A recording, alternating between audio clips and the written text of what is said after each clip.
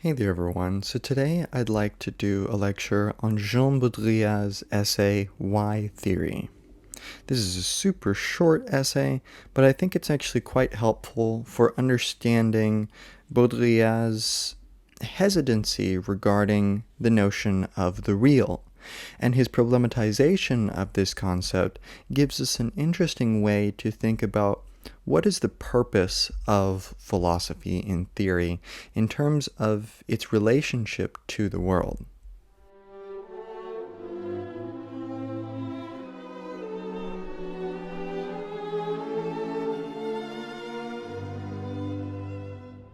Now, Baudrillard starts off this essay by calling into question this notion that theory's goal is to be a reflection of or have a relationship to the real.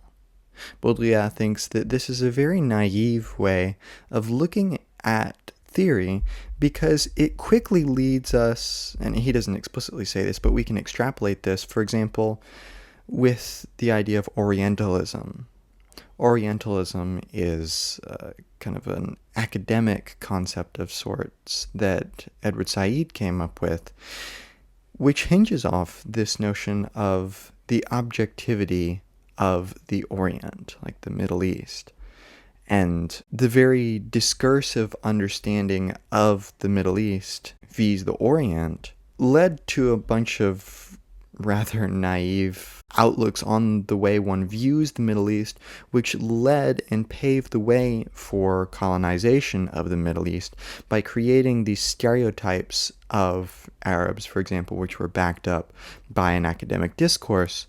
So this naive notion of the objectivity of the world independent of our thoughts about it has some problems. And this is not Baudrillard saying that there is no world, like the device you're listening to this on doesn't exist independent of your thoughts about it. Of course it does. He's not an idealist in this sense.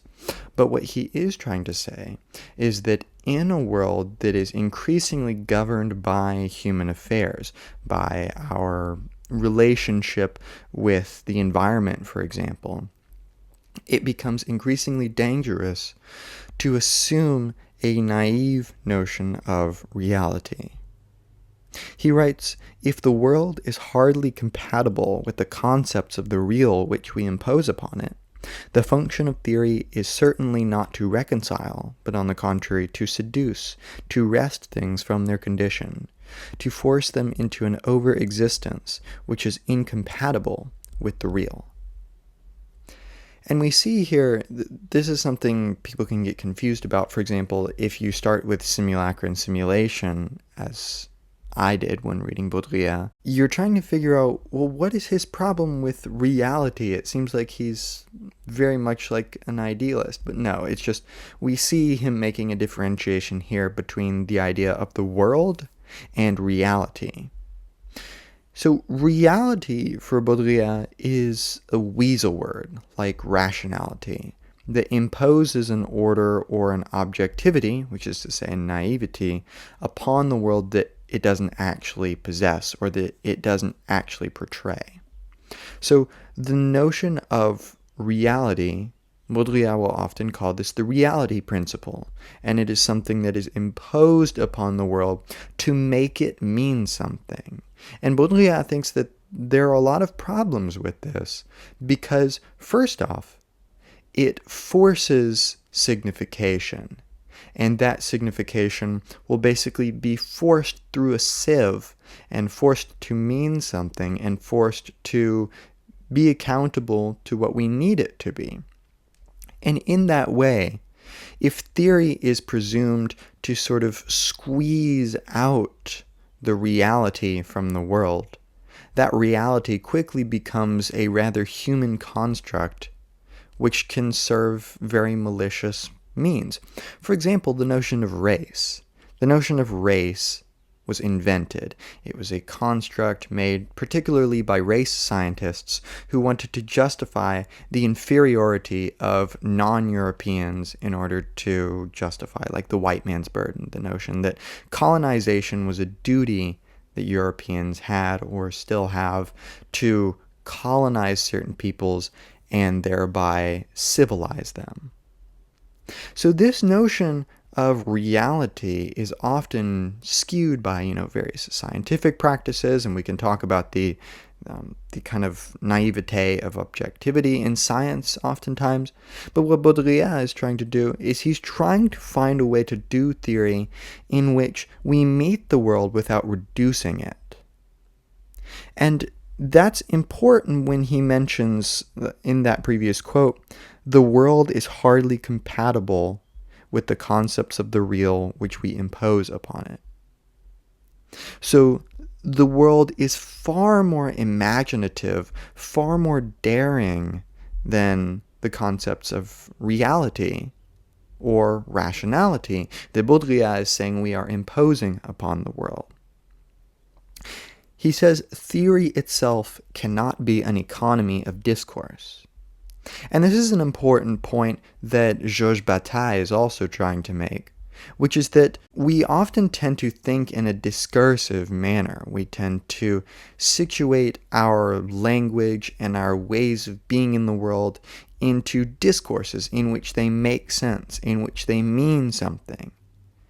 And the idea of something meaning something, especially for Baudrillard, carries nasty consequences for the reasons I mentioned before. And in Fatal Strategies, he mentions how this kind of has its effect on humans, in which, for example, they are forced to have an identity and to be accountable to that identity. They must be relatively transparent to those around them, such that we can quickly size each other up in an ever more speedy kind of economy of human means. And this economy of discourse is basically that logically constrained way of speaking that theory takes on when it assumes this naive relationship to reality. And Baudrillard is trying to ask us to theorize in a way that is not reduced to an economy of discourse. And we'll see how he's going to link this to a philosophy of action as we move forward.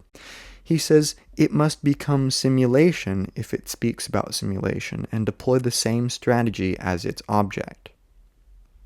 And this is kind of one of the interesting, almost accelerationist tendencies of Baudrillard, which is that Baudrillard doesn't want us to reduce ourselves to dialectics, right? To respond in the negative to something and therefore sublate some historical problematic. It's not a matter of synthesizing history, but of combating it using extremes. So if some sort of institution like voting, for example, is a simulacrum, we shouldn't try to insist on some more fundamental reality, some primeval state that we need to get back to. No, that would be the conservative turn. And Baudrillard is not conservative in that regard. He makes that very clear, especially in Fatal Strategies and in Simulacra and Simulation. Instead, he wants us to employ simulacral strategies. He wants us to engage with the simulacrum on a simulacral register.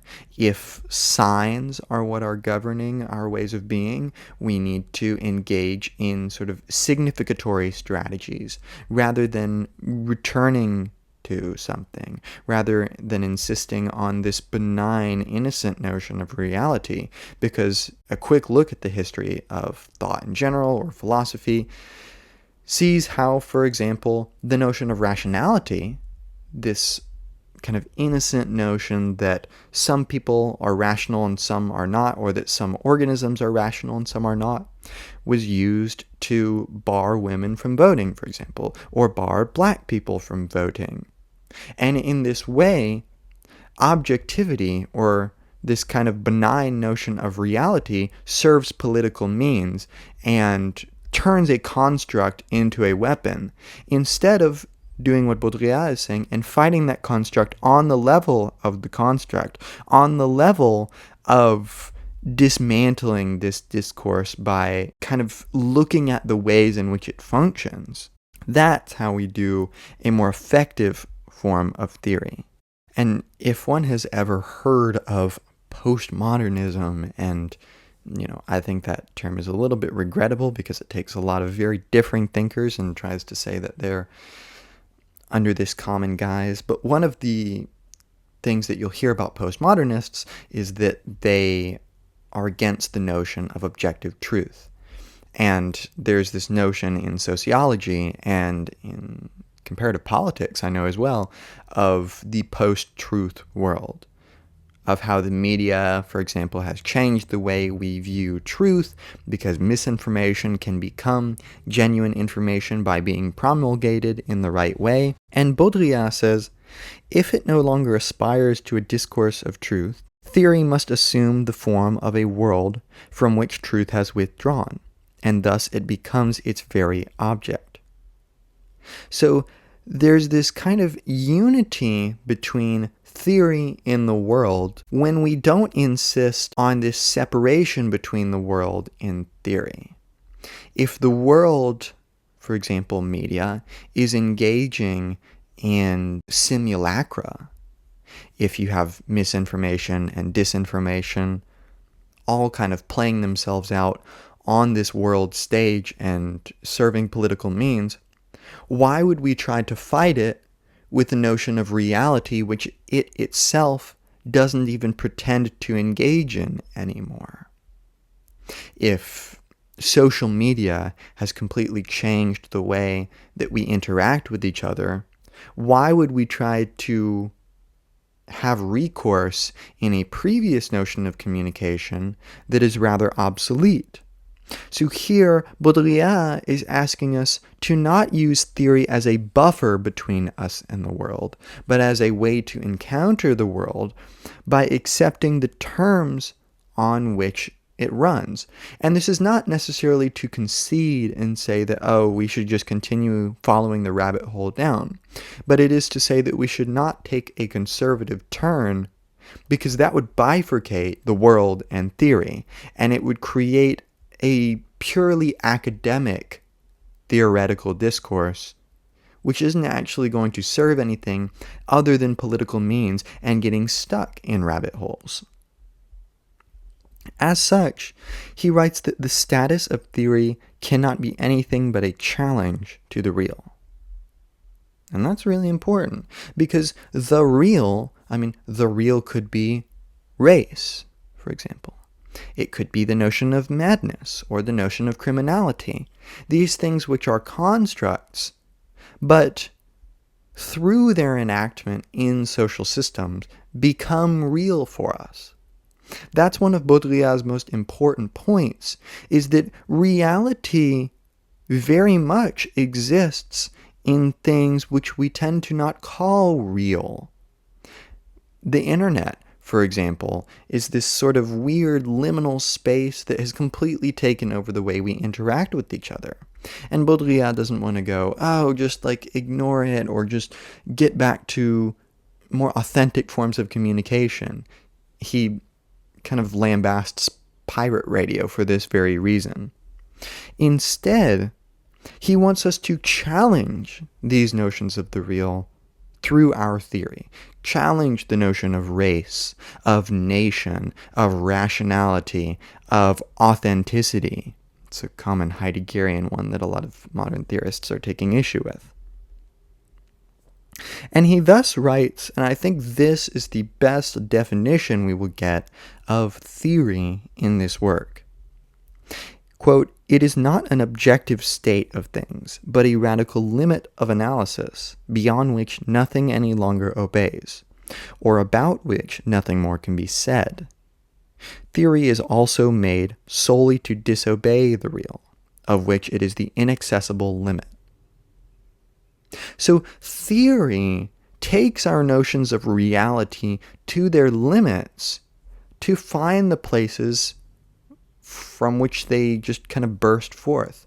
I really think of Judith Butler in Gender Trouble, where she's basically taking these different theoretical notions of gender and taking them to their extremes to show how, for example, they presuppose themselves in order to be quote-unquote objective, and that insofar as they do that, They are really performative concepts which require their own pre-social enunciation in order to exist, almost.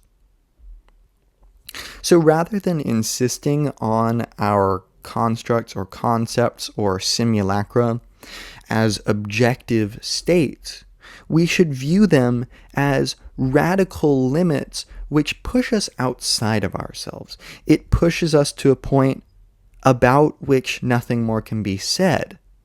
And this is not to say that we will reach a point at which we cannot do anything else. No, it merely means that we will reach a point at which we cannot simply say things anymore, but we must act them.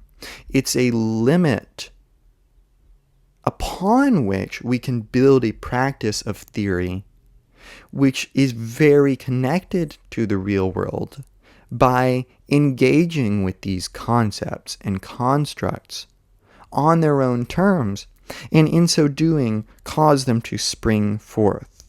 As Baudrillard says, it is not enough for theory to describe and analyze. It must itself be an event in the universe it describes. And I think that is super helpful because Baudrillard is basically crafting theory as action and participation, and not merely observation. It is a question of theory itself being a part of the world rather than being a sideliner, an observer.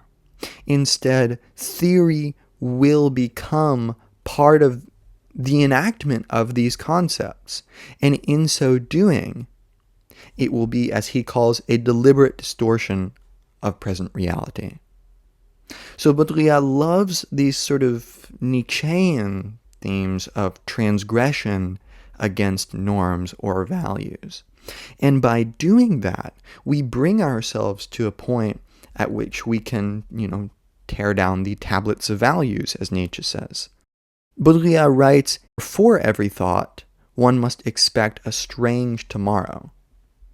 And Baudrillard loves this kind of language precisely because one of Baudrillard's key contentions is the notion that theory will have a straightforward application. Baudrillard repeatedly says throughout this essay that, for example, theory is destined to be diverted and manipulated. That all the time, radical theory is going to entail a radical sort of causality, which is to say, a sort of acausality.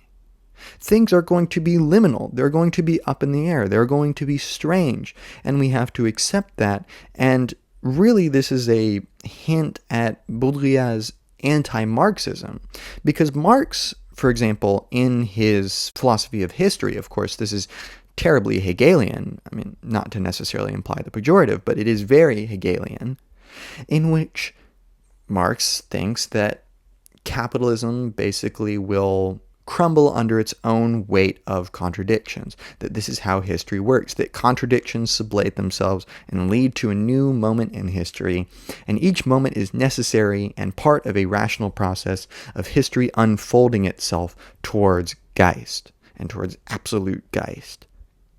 And Baudrillard thinks that this is just a naive imposition of a logic upon the world, of which the world itself is terribly more cunning than that. It's not so logical as just a rational dialectical process of unfolding. No, it's sworn to extremes, as he says in Fatal Strategies. And as such, Baudrillard says it is better for theory to divert itself than to be diverted from itself. If it aspires to any effets de vérité, it must eclipse them through its own movement. And effets de vérité is like truth effects. If you want theory to have an impact on the world, it needs to eclipse this notion of objectivity in its own movement. It needs to upset things. It needs to cause complications in our notions of calculation. And in so doing, it brings us close to that ineffability of reality, which Baudrillard tries to get back to, in a sense, with his notions of seduction. And it's not necessarily a getting back to in the sense of theory can give us access to this hidden reality. But no, theory itself can bring that reality about through its own enactment. So it's not a question of theory as an intermediary, but theory as the very means by which this seduction or this violence or this effet de vérité comes into being. And this leads Baudrillard to a statement that some may, even myself, may find both interesting but also potentially problematic, because one of the proper criticisms of Baudrillard is that oftentimes it seems as if he comes from a very privileged position in his theory, that it tends to, for example, in his understanding of terrorism as an essentially symbolic act, that it's basically the system kind of letting off its steam, letting off the excess in order for it to continue circling around. That maybe this is a bit of a privileged notion of theory that doesn't take heed of the real struggles people are undergoing. But in fact, Baudrillard does mention, for example, the effects of colonization in fatal strategies. So I think he's at least a little bit privy to this. But he does want us to use theory to not reach reality, but to create reality, and in so doing, create concepts which can affect the world in a real way. He writes, "All theory can do is defy the world to be more objective, more ironic, more seductive, more real or unreal. What else? It has meaning only in terms of this exorcism. It thus takes on the power of a fatal sign, even more inexorable than reality, which can perhaps protect us from this inexorable reality, this objectivity, from this brilliance of the world, whose indifference would enrage us if we were lucid." And that notion of if we were lucid is important because, for example, this is why Baudrillard didn't like The Matrix. He thought it created this binary division between the Matrix and reality outside the Matrix that was exactly the kind of thing the Matrix would make. It's exactly the kind of simulacral image of this bare objective reality that we just have to get back to, that we just have to free ourselves to, that is the very pernicious tool by which we remain encapsulated in a simulacrum which we are unreflective towards. And as such, this exorcism that he's speaking about is its own act unique to theory. It is its own mode of thought, which is unique to theory, which allows us to engage with concepts in a very different way, in which we reflect not on this objective reality, but on the simulacrum itself, on its effects, on its modes of function, perhaps. And as such, he's going to valorize these themes of fatality, obscenity, reversibility, being symbolic, and sometimes these turn people off, but it's important that, for example, this sort of fatality of signs, you are destroying. Maybe you could use this to endorse real violence, but I think at the very least, and a more useful way of looking at it, is it is a symbolic violence against other signs, which is to say, against the sign of race or rationality or objectivity or truth, against these naive notions, and bringing us into contact with the more profound reality that is covered up by that naivete. So he writes, "The fatal, the obscene, the reversible, the symbolic are not concepts, since nothing distinguishes the hypotheses from the assertion. The enunciation of the fatal is also fatal, or it is nothing at all. In this sense, it is a discourse where truth is withdrawn, just as one pulls a chair out from under a person about to sit down. And this is a crucial point in Baudrillard's theory, which is super useful for looking at modern social systems. And it's very similar to like speech act theory, where there's this kind of traditional notion that you have an objective reality beyond the speech, and the speech signifies and thereby refers to that true state of reality independent of speech. But there are speech acts whose truth consists in their very utterance. The objectivity of the world which the speech act refers to is constituted equiprimordially, which is to say at the same time as the speech act is enunciated. And of course, this requires a relation to reality. It requires power, for example, to say, I pronounce you husband and wife. But this speech act, bolstered by the world, allows for a reality of its own, which is discursive in a sense. And thus, this is a discourse where truth doesn't make any sense anymore. Because truth depends on kind of almost accepting an authority, in a sense. It's a question of, are you convinced enough by someone's power to say, oh, okay, I respect the fact that these two people are wed? Or, for example, in a political situation, maybe a leader says, I declare war. But maybe this government is not one that you respect as actually legitimate, and as such that declaration means nothing. Whereas maybe another country declares war on that country that you dislike or that you don't find legitimate, and you're like, oh, yeah, war has begun now because this country has the kind of power to make me believe that this utterance is true. Another common one used by Deleuze and Guattari is I declare war. These are also called order words in Deleuze and Guattari, but this is just a kind of a subset of speech act theory, in which these notions of the fatal, the obscene, the reversible, the symbolic, these are speech acts unique to theory, which theory can use to craft a world of its own. And in so doing, it can have a unique take on reality, which is precisely to combat reality, to destroy it and create it anew.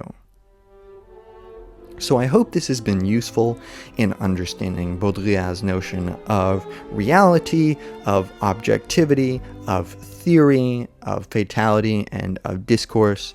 Check out any of my other lectures I've done on German idealism, gender theory, postmodernism, various literature. Become a channel member for $5 a month, and I do a philosophy Zoom. That's it, and I'll see you in another lecture.